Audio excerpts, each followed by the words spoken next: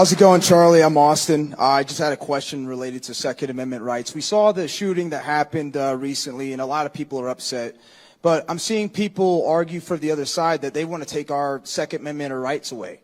How do we convince them that it's important to have the right to defend ourselves and all that good stuff? Yeah, it's a great question. Thank you. So I'm a big Second Amendment fan, but I think most politicians are cowards when it comes to defending why we have a Second Amendment.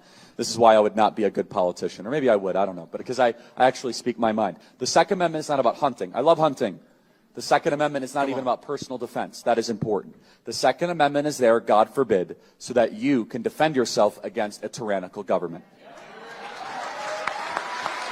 Come on.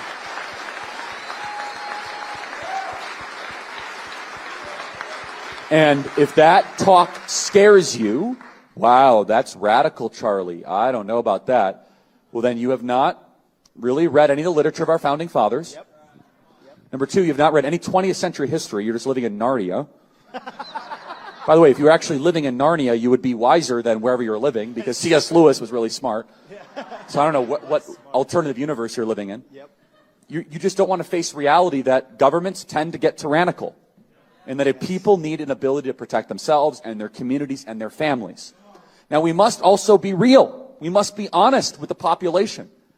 Having an armed citizenry comes with a price. And that is part of liberty. Wow.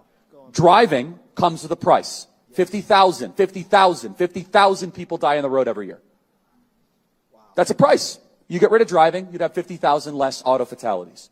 But we have decided that the benefit of driving, speed, accessibility, mobility, having products, services, is worth the cost of 50,000 people dying on the road. Wow. So we need to be very clear that you're not going to get gun deaths to zero.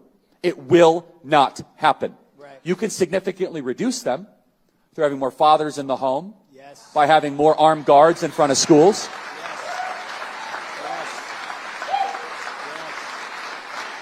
We should have an honest and clear reductionist view of gun violence, but we should not have a utopian one. You will never live in a society when you have an armed citizenry and you won't have a single gun death.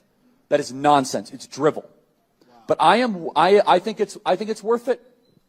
I think it's worth to have a cost of, unfortunately, some gun deaths every single year, so that we can have the Second Amendment to protect our other God-given rights.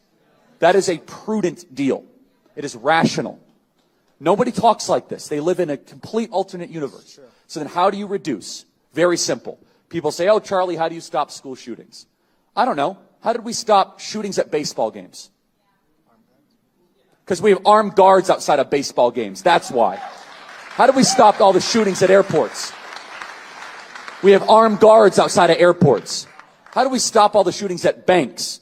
We have armed guards outside of banks. How do we stop all the shootings at gun shows? Notice there's not a lot of mass shootings at gun shows. There's all these guns because everyone's armed. If our money and our sporting events and our airplanes have armed guards, why don't our children?